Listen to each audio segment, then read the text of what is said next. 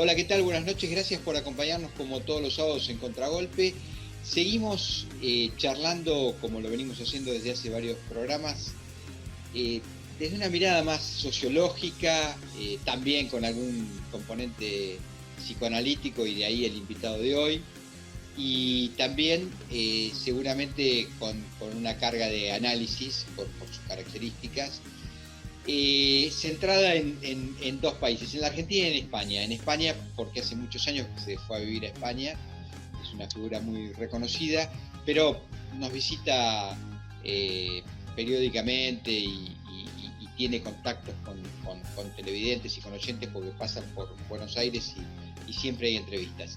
En un minuto venimos con Jorge Alemán.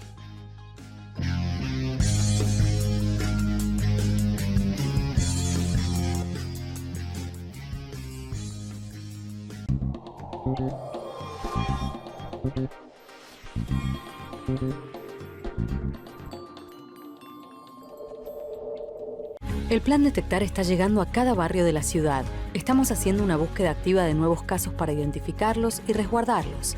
Así, estamos anticipándonos y cortando la cadena de contagio. Cuidarte es cuidarnos. Buenos Aires Ciudad. En Vicente López podés hacer tus trámites online ingresando en vicentelopez.gov.ar. En Trámites y Servicios podrás hacer consultas, solicitar turnos, realizar pagos y trámites las 24 horas desde tu casa. Vivamos Vicente López. Si sos transportista de carga, podés ingresar a San Juan solo por los 3 corredores sanitarios seguros. Debes traer tu declaración jurada y la autorización para los centros de transferencia de cargas seguras. Busca los formularios en sisanjuan.gov.ar. San Juan. Así que ya sabes. Cualquier cosa que necesites. Me avisas. ¡Abuela! Toca timbre.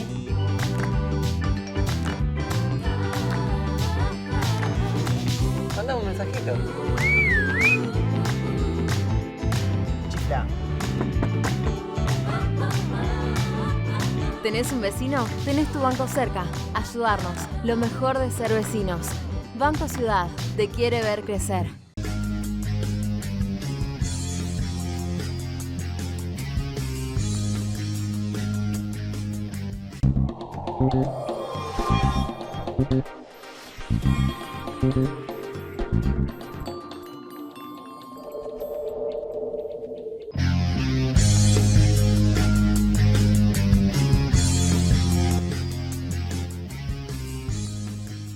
Hola Jorge, ¿qué tal? Bueno, buenas tardes para vos. Hola, buenas tardes, ¿qué tal? Gracias por atendernos ahí. Seguramente en tu casa de Madrid, como todas estas entrevistas, nos invadimos todos mutuamente, no nos queda otra.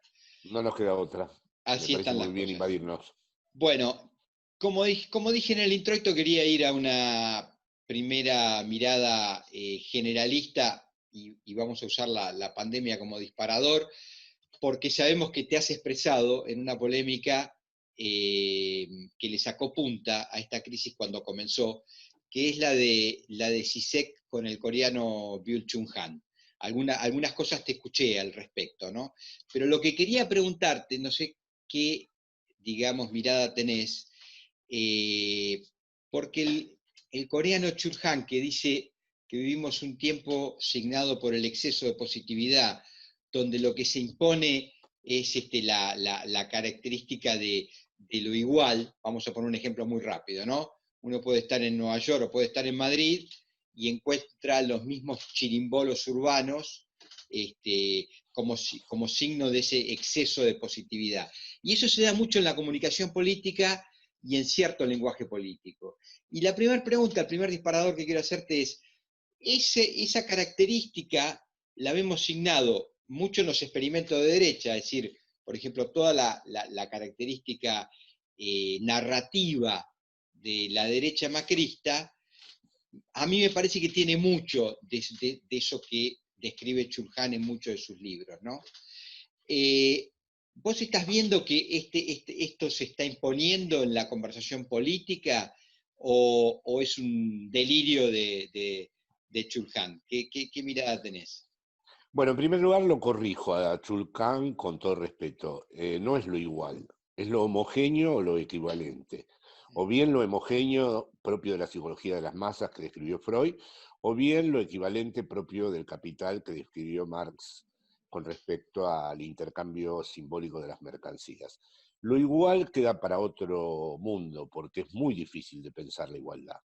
Lo igual no quiere decir que se borra la diferencia. Lo igual no quiere decir que se borra la singularidad. Es al revés. Es solo en lo igual donde la propia singularidad se puede desplegar hasta las últimas consecuencias. Así que yo, por empezar, no confundiría lo igual con lo homogéneo. Lo que sí es cierto, tal como lo has descrito, es que vemos los mismos chirombolos, las mismas letras, los mismos logos, y estamos bajo los mismos dispositivos, y estamos emplazados por las mismas estructuras, y somos el fondo disponible de las mismas estructuras en todas partes del mundo. Y eso efectivamente no juega para el lado ni progresista ni nacional popular, porque evidentemente va erosionando, es una alteración antropológica muy seria, va erosionando a la política. Lo que generan esas, digamos, nuevas formas de conexión de la realidad, de semiocapitalismo, de flujos semánticos que no se detienen en ningún lado, es algo en donde, vamos a decir, todo el orden simbólico constitutivo de la política se desmorona. La política tiene muy pocos recursos para eso. La política necesita de la verdad, necesita tener algún punto de amarre, necesita alguna lógica argumental, necesita el uso de la razón pública, como diría Kant, y estos, vamos a decir, dispositivos, entre los cuales están las redes sociales, se caracterizan por haber bloqueado todas esas experiencias y por haber dejado a la política en un campo muy frágil, extremadamente frágil. Quiero continuar con ese análisis, porque precisamente Chulhan, bueno, tiene un trabajo que se llama En el enjambre, que trabaja mucho el tema de las redes sociales, y otra de las caracterizaciones que él hace cuando describe ese mundo plagado por lo que él llama el exceso de positividad es que es un mundo, digamos, bueno, profundamente narcisista, ¿no? Donde el individuo no se mueve de su metro cuadrado de confort, y las redes, que parecen ser un evento social, en realidad tienen, sí, alguna interacción, pero es el tipo, el individuo o la individua, como le quiera llamar, solito en la computadora, emitiendo mensajes o leyendo mensajes, ¿no? Y que ese mundo, caracterizado por ese narcisismo, marida mucho mejor con el lenguaje de la derecha. Es decir, Durán Barba lee bien ese proceso y toda su lógica, fíjate que se ve muy bien en la ciudad de Buenos Aires, es una invitación permanente a estimular ese metro cuadrado. Es decir, por ejemplo, hagamos bicisendas, hagamos, qué sé yo, maratones los fines de semana. Eso parece que marida bien, tiene menos narrativa y le cuesta al progresismo empardar la carta, ¿no? Le cuesta más. El progresismo necesita como más narrativa. Entonces, la pregunta es, ¿cómo se inserta una experiencia progresista en un mundo mucho más signado por estímulos cortitos y rápidos y pequeños, ¿no? Sí, la verdad que esa es la gran pregunta. En primer lugar, vuelvo a corregir a Chulhan en este aspecto. Tiene razón en esto que acabas de describir muy bien. Pero todo eso está extraído de Heidegger. Él había hecho su tesis doctoral sobre Heidegger. Y Heidegger, en eso, más allá de su pasado, su momento infame en el rectorado de Friburgo, ya había descrito lo que él llama la técnica, en donde precisamente se iban a dar todos estos rasgos que estás describiendo. Y eso lo hizo en el año 40, es decir, cuando abandonó ya todo el delirio nazi y entendió que había que pensar la manera en que se constituye al ser en relación a la técnica, y vio todo esto. Incluso la palabra enjambre es de Heidegger. Bueno, en fin, quiero decir con esto que Chulhan presenta libros muy abreviados, muy fáciles de leer, en donde extrae de los grandes pensadores cuestiones que ya están muy elaboradas. Dicho esto, en efecto, ha señalado un punto clave, que es que la izquierda se mueve en recursos que son, como dije antes, simbólicos, y no tiene esta velocidad, ni esta aceleración, ni esta capacidad de realizar a la vez contemporáneamente y simultáneamente la ficción de que estás en el mundo y a la vez no haberte movido de tu metro cuadrado. No puede la izquierda moverse en una topología de ese tipo, que sí en cambio introduce la técnica. La técnica se caracteriza por eso, por conectar todos los lugares. Ahora, se conectan todos los lugares sin que a la vez no te conectes con nada. Esto la izquierda no lo puede hacer porque la izquierda vive del lazo social. Y evidentemente voy a utilizar tu verbo, eso no se emparda. Esto llega a unos confines difíciles de responder porque no sabemos si la izquierda va a sobrevivir a esto. Si la izquierda tiene recursos como, más allá de la resistencia que puede ejercer, y que yo apoyo, ¿no? Pero no sé si a la larga tiene recursos para esto.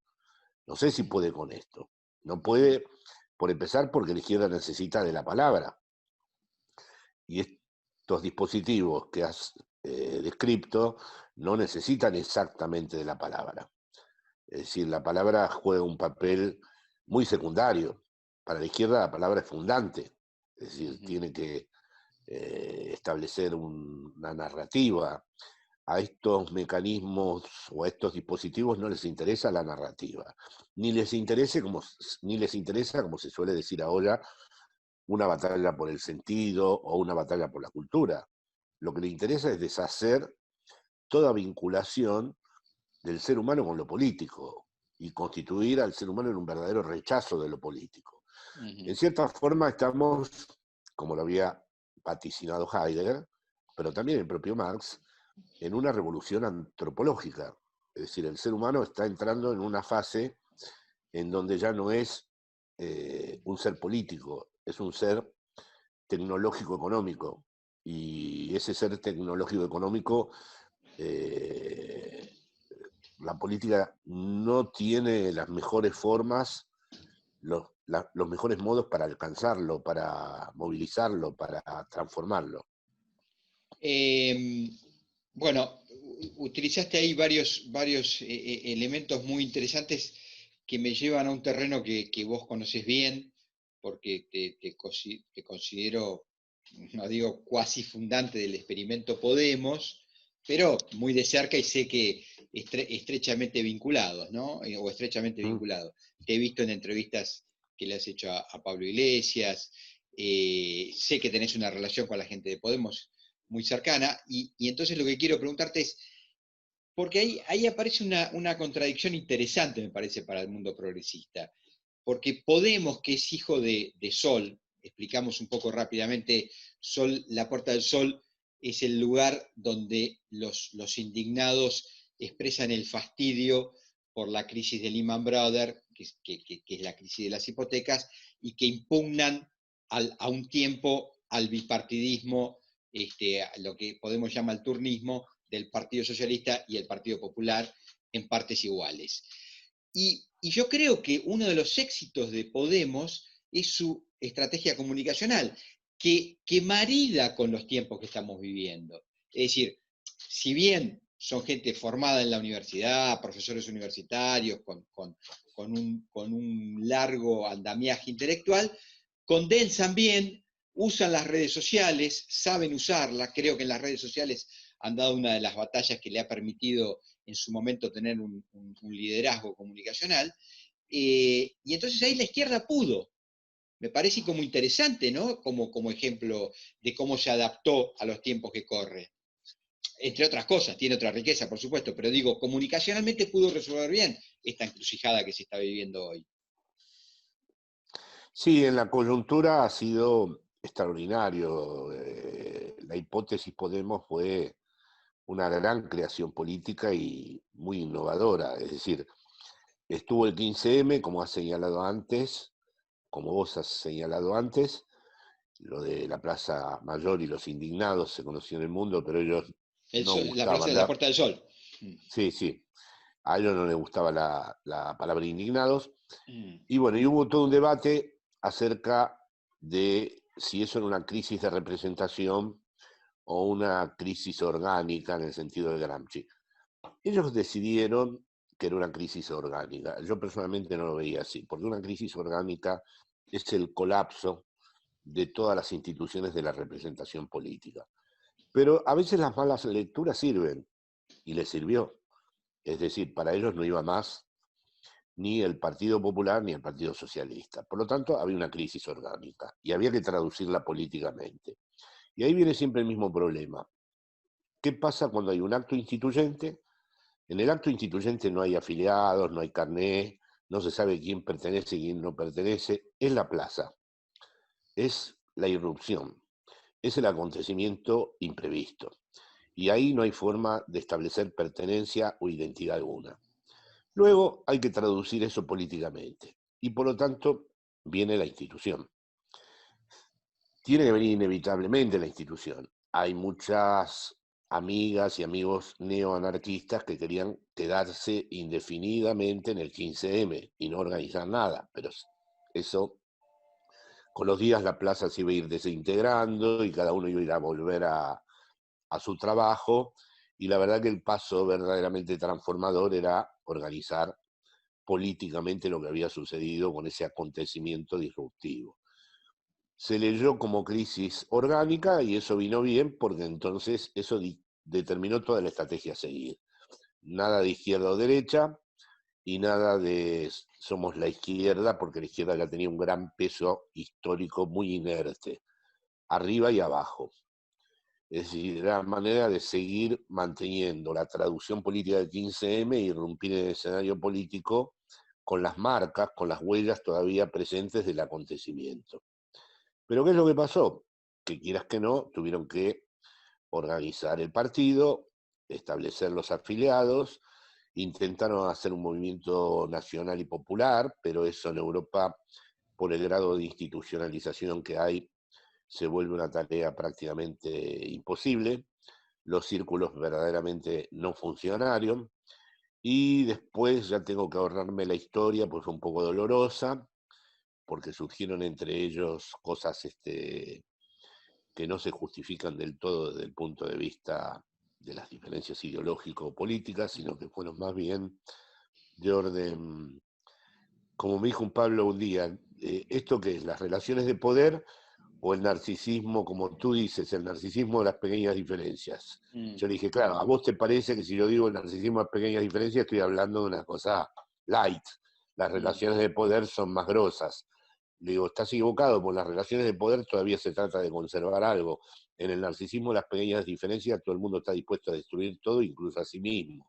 Así que cuidado con la diferencia. Bueno, el asunto es que ahí surgió una excesiva, vamos a decir, orgía de depuraciones, purgas, separaciones. Ninguna de las fotos fundantes se mantiene como tal, ninguno de los términos que dieron lugar se mantienen como tal, y finalmente siguió Pablo, se retiró, como sabes muy bien, Errejón a su otro ámbito, sí.